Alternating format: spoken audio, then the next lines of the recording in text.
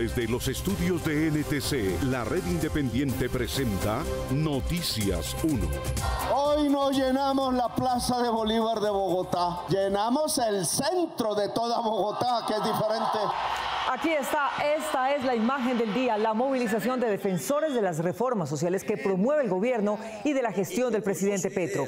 Aunque la manifestación de Medellín fue calificada como lánguida, en otras 65 ciudades del país los marchantes de hoy hicieron una demostración comparable con la que hizo la oposición el 21 de abril. Los tradicionales marchantes dijeron que es la primera vez en la historia de los 1 de mayo sin bombas lacrimógenas ni munición aturdidora. De esta historia hablaremos hoy. Los ex senadores. En Noticias 1 esta noche, la convocatoria de Petro logró congregar una marcha de apoyo comparable con la movilización de la oposición del 21A. Petro anunció que romperá relaciones con Israel. Este país dice que tomó el bando equivocado en el conflicto. El desempleo no bajará hasta que no se vean los efectos de una reactivación económica del país. Córdoba dice que no habló con Name de su candidatura a la Procuraduría y que no entró a la oficina del ex consejero de Estado en la que fue grabado con él. Borussia Dortmund ganó por la mínima en la ida de las semifinales de la Champions ante el PSG. El colombiano John Arias marcó en victoria del Fluminense por la Copa de Brasil. Y con Esteban Chávez del IEF, Colombia tendrá 6 representantes en el Giro de Italia, que inicia este sábado. Por la prensa libre y el derecho que todos ustedes tienen a la verdad, yo soy la red independiente. Presenta Noticias 1 con Mónica Rodríguez y Mauricio Posada. Buenas noches y bienvenidos a la mejor información del fin de semana. Con lleno total de la Plaza de Bolívar con discurso presidencial y presencia visible de todos los ministros en las calles, hoy se vivió una particular jornada del Día del Trabajo, acaso por primera vez sin arengas contra el gobierno, sino a favor de este. Fiesta y alegría en la marcha por la conmemoración del Día del Trabajo y la presencia de cientos de miles de personas que recorrieron la carrera séptima de Bogotá entre el Parque Nacional y la Plaza de Bolívar. En armonía transcurrió la marcha del 1 de mayo en la que estuvo la gente del común, también miembros del gobierno nacional, así como las comparsas que hacen parte de los sindicatos. Estamos exigiéndole a los congresistas que trabajen para el pueblo, que no sean deshonestos. Yo apoyo las reformas y apoyo este gobierno, el gobierno del cambio. Vamos a lograr ese cambio que tanto necesitamos. No podemos dejar al presidente solo. Hoy nosotros los colombianos marchamos por las reformas importantes que necesita este país. Yo lo voté no por él, sino por el cambio, para que cambiara todo. Marchamos apoyando a Petro porque creemos en sus políticas. Desde los sindicatos expresaron que el presidente fue bienvenido en la marcha. Por primera vez un presidente habla el lenguaje de los trabajadores y eso está muy bien. Y está bien que marche con los trabajadores. Ministros y senadores de la bancada de gobierno también se dieron cita en la tradicional marcha de los trabajadores. Este gobierno ha reafirmado su compromiso con la clase trabajadora. Después de muchos años, de 200 años de historia, un verdadero compañero presidente. Esto es una convocatoria para todos los que creemos en el cambio, los que creemos en las reformas y los que apoyamos al presidente Petro. La gente está convergiendo a defender lo que se defiende un primero de mayo, que son esos derechos de los trabajadores. Una fiesta de los trabajadores, una fiesta de la democracia, y ahí estamos comprometidos acompañando al pueblo trabajador. Nos entendemos muy bien con los movimientos sociales, con los sindicatos, pues este es un día de celebración. Este es un gobierno que está con los trabajadores. Por primera vez un presidente de la República.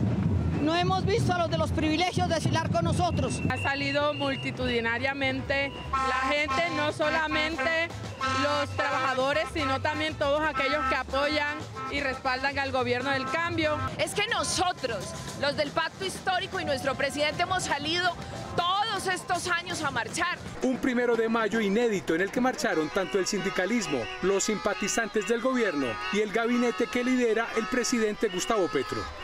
El presidente habló durante 1 hora y 2 minutos. Dijo que mañana romperá relaciones con Israel, que Uribe fue el creador de la precariedad laboral actual y que seguirá insistiendo en la idea de reactivar al constituyente primario, pero no con el ánimo de reelegirse. Miguel Ángel. Mónica, la Cancillería de Israel le respondió de inmediato diciendo que él tomó el lado equivocado de la historia y optó por respaldar a los que ese gobierno considera genocidas.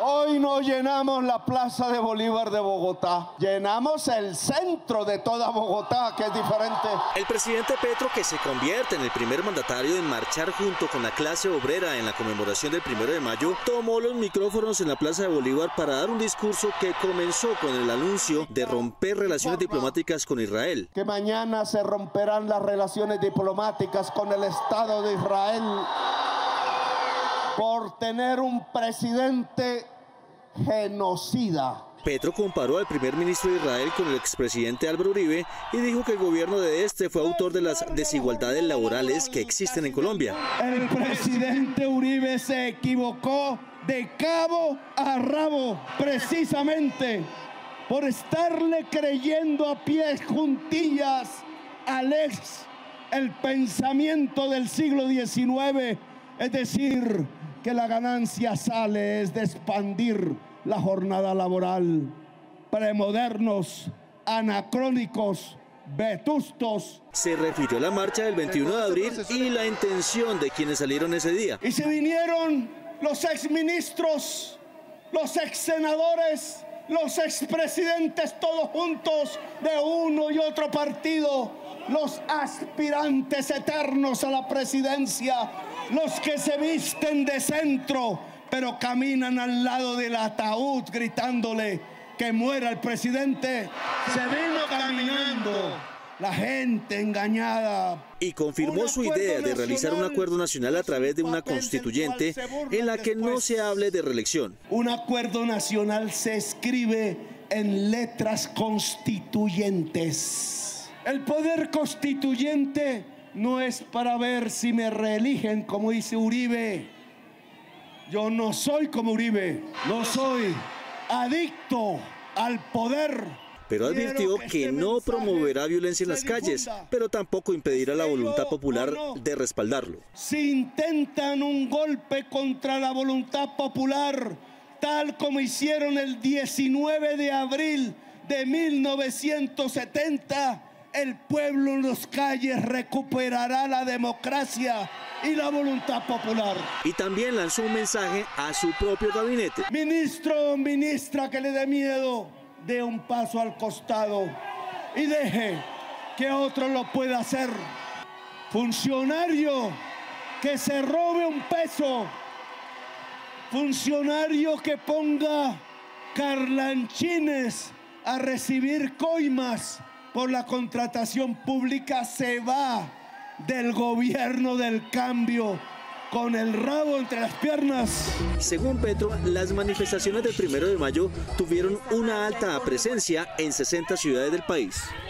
Los marchantes en buena medida aceptaron que la marcha de hoy era una respuesta a la del 21A. En su mayoría acudieron trabajadores que lo han hecho por décadas, pero que esta vez tenían la necesidad de apoyar las reformas que el presidente prometió en campaña. Camilo.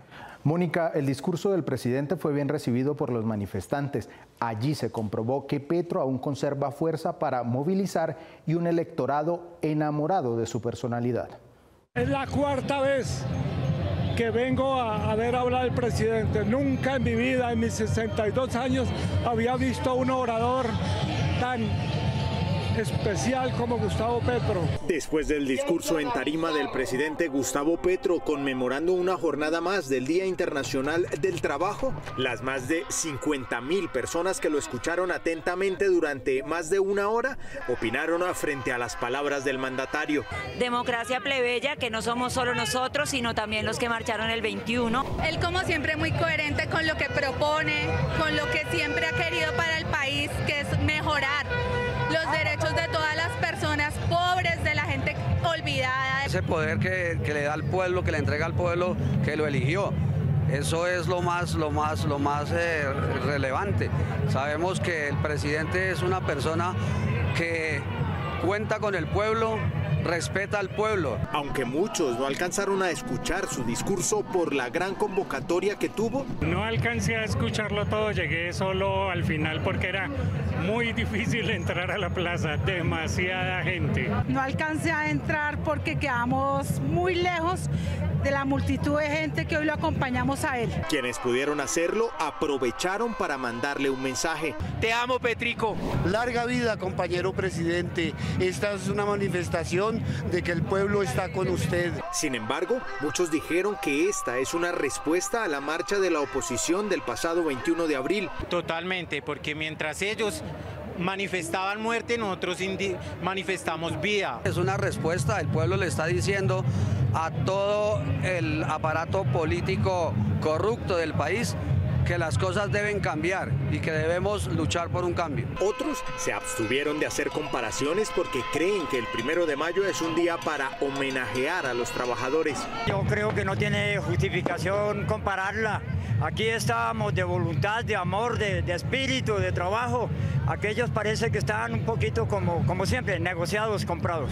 No, jamás.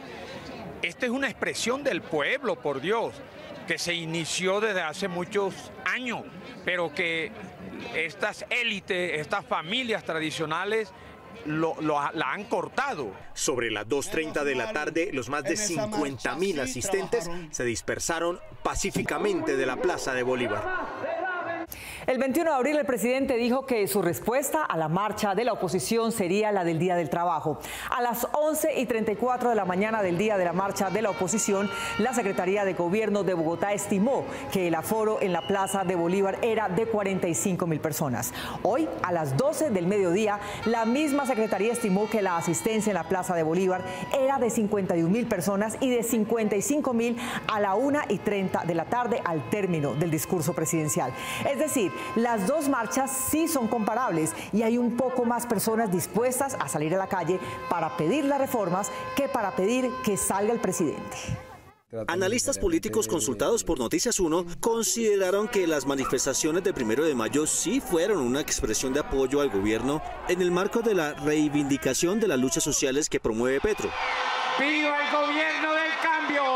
Según el profesor de la Universidad de los Andes, Gabriel Cifuentes, el presidente Petro aprovechó este día para medir el pulso con la pasada marcha organizada por la oposición. El gobierno pudo llenar las plazas, contrarrestar el efecto político de las manifestaciones masivas en su contra y demostrar que todavía mantiene un importante apoyo popular. El profesor de la Universidad del Rosario, Mauricio Jaramillo Jacir, consideró que las manifestaciones de hoy son también el respaldo del gobierno progresista actual. Que esto demuestra que de todas maneras sí hay una ciudadanía que está esperando que se hagan una serie de transformaciones en temas sociales para contrarrestar esta desprotección en materia de salud, en materia de pensiones, en materia de trabajo. Según los analistas, el mensaje político fue claro, de acuerdo con el número de manifestantes. Y me parece que hay un mensaje fuerte a la gente que había dicho que las marchas no iban a ser genuinas, que iban a ser pagas por el gobierno. Lo que se vio ahí concretamente es una expresión sincera de la ciudadanía. Más que la reivindicación de las luchas de los trabajadores, fueron una respuesta clara a los sectores que se oponen al gobierno.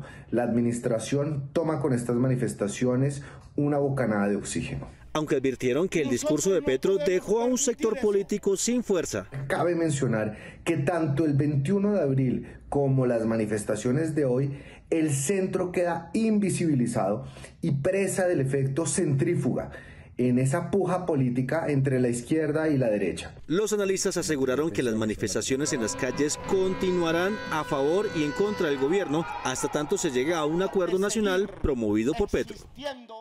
Justo en la víspera del Día del Trabajo, el DANE reveló la cifra nacional de desempleo que subió al 11.3%, una consecuencia de la lenta reactivación de la economía por cuenta de las tasas de interés y sus consecuencias en la inversión. El aumento del desempleo por segundo mes consecutivo, que según el DANE llegó al 11,3% en marzo pasado, mientras que en el mismo mes de 2023 fue del 10%, según los expertos, refleja una lenta recuperación de la economía. Incluso prevén que a finales de este 2024 la cifra de desempleo será mayor al 10% del año pasado. Los académicos y gremios de la producción urgen un plan de choque para reactivar la economía, que según el exministro de Hacienda José Antonio Campo, comenzó a desacelerarse a finales de 2022, aunque los efectos sobre el empleo se empezaron a ver en los últimos 3 meses del año pasado. Para final de año creemos que la tasa de desempleo se situará en niveles mayores a los de finales de 2023.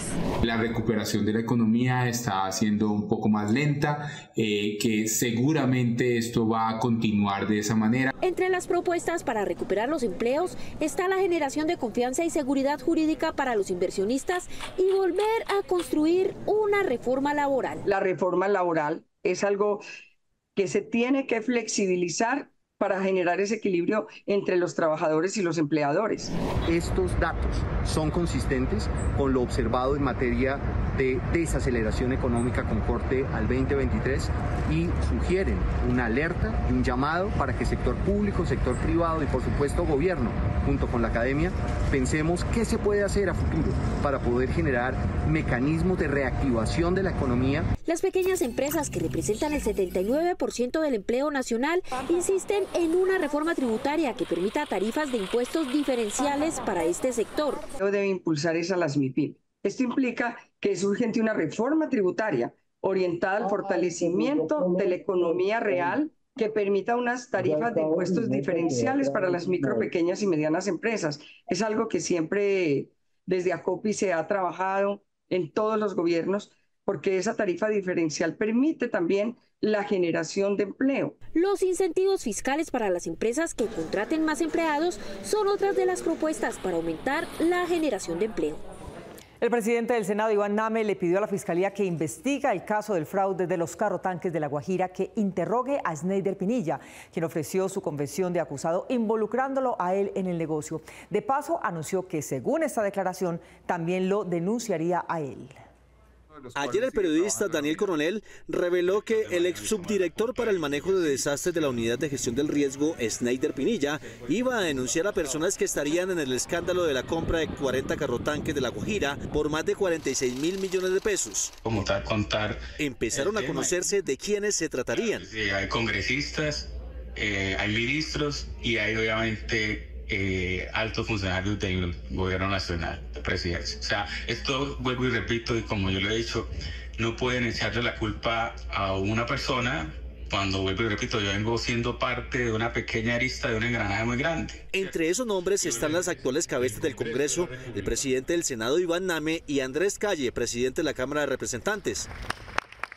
Name, del Partido Verde, tiene actualmente 2 investigaciones en la Corte Suprema de Justicia relacionadas con sus presuntos vínculos con los rastrojos costeños y presunta corrupción electoral. También saldría salpicado en actos de corrupción relacionados con la compra de carrotanques en La Guajira. Echemos la culpa, perdón, me la expresión al más huevón, y entonces... El presidente del Senado, con un breve comunicado, pidió a la justicia que esclarezca estos hechos que lo involucrarían y, en específico, la declaración del exfuncionario denunciante.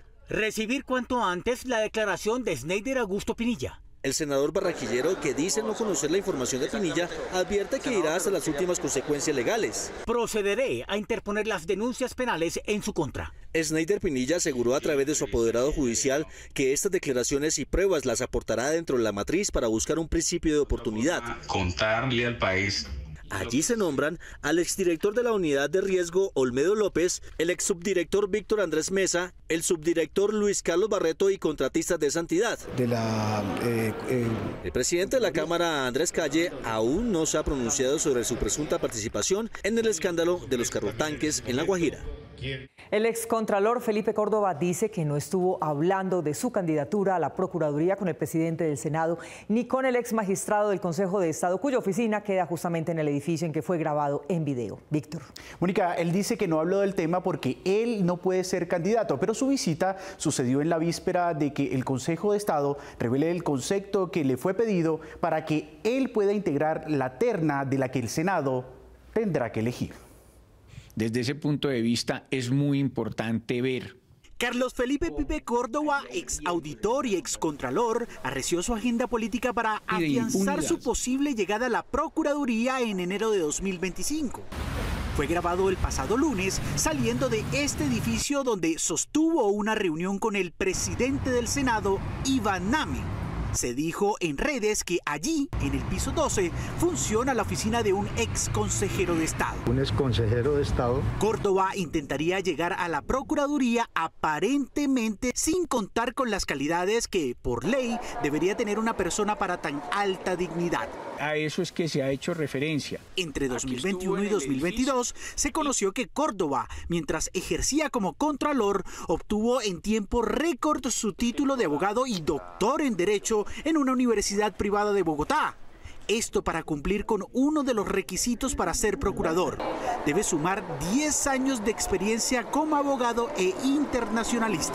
Un importante compromiso con nuestra sociedad.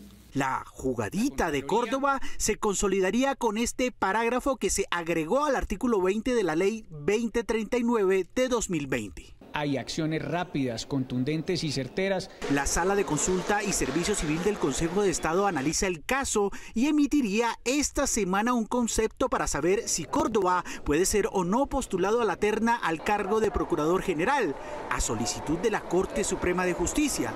El concepto, según han dicho algunos columnistas, vendría influenciado por los cargos que algunos magistrados de la Corte tienen asegurados en la Contraloría desde la administración Córdoba. Prácticamente.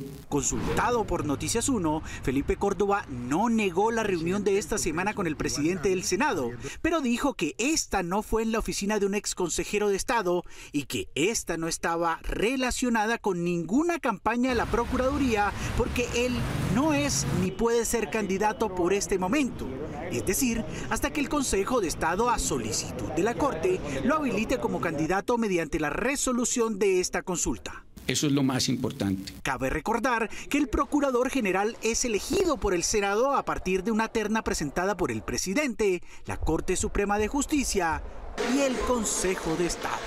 Ya no somos los que más madrugamos y nunca hemos sido los que más trabajamos, lo que indican los indicadores.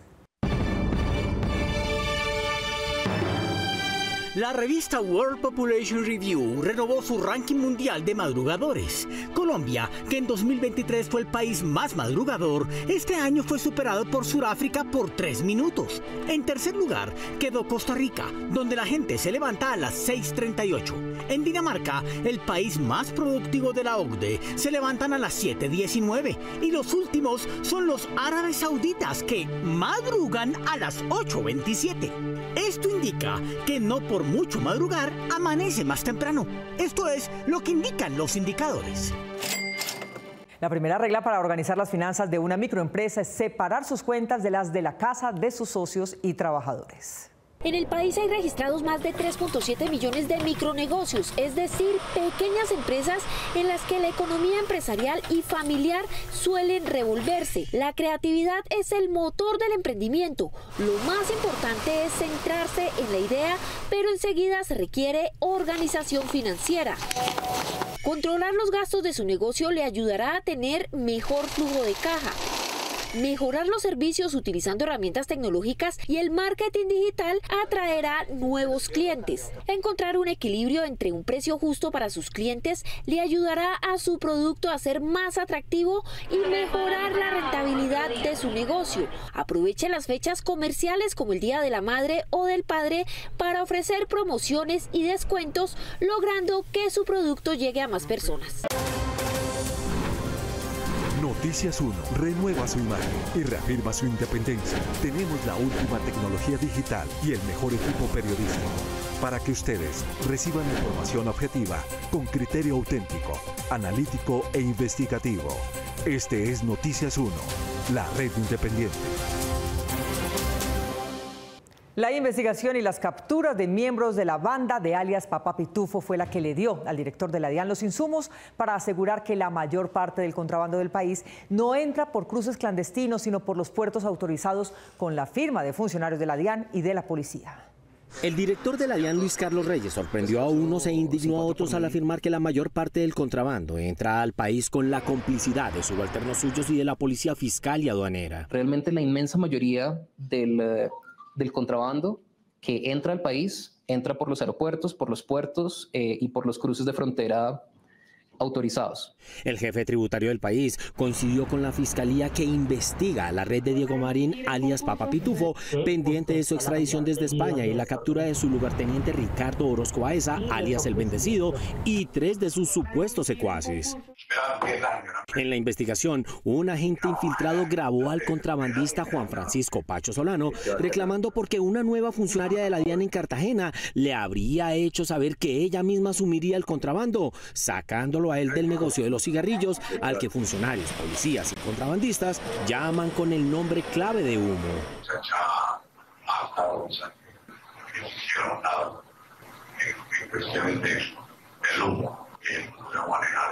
Pero también mando decir que yo no iba ahí.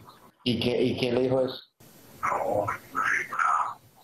Según la fiscalía, la pupila a la que hace referencia el contrabandista es otra funcionaria de la DIAN en Cartagena, que alias Pacho delató ante el agente encubierto. Una funcionaria de la DIAN que sería la encargada de organizar la salida de contenedores llenos presuntamente de cigarrillos de contrabando, y en este sentido Juan Francisco Solano Barrero le solicitó al agente encubierto que tenía que hacer controles fuertes en la salida del puerto y zona franca para que todos los demás contrabandistas salieran del negocio y se acomodaran a las condiciones. Para el pasado 25 de enero, el contrabandista Juan Francisco Solano ya estaba convencido de que atacar a su competencia generaría una guerra entre contrabandistas que afectaría el negocio ilícito.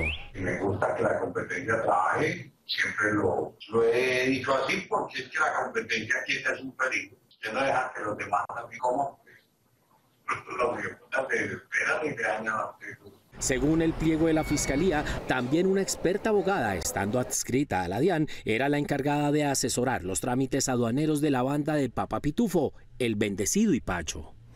Una científica colombiana tiene la idea de que adelgazando lo suficiente los hilos de cobre, estos podrían sustituir la función de los minerales semiconductores que, siendo los más escasos en el planeta, también son los más caros. Una investigadora físico-química colombiana descubrió que mediante la nanotecnología puede sustituir materiales escasos para el desarrollo de pantallas de celulares mediante el uso del cobre, uno de los metales más antiguos de la humanidad. Accesorios tecnológicos como las pantallas de cualquier dispositivo, los teclados de computadores y hasta los micrófonos tienen minerales semiconductores de la tabla periódica como el indio y el estaño. El problema aquí es que el indio es muy escaso, es muy costoso y pues la demanda por estos dispositivos está en aumento, ¿no?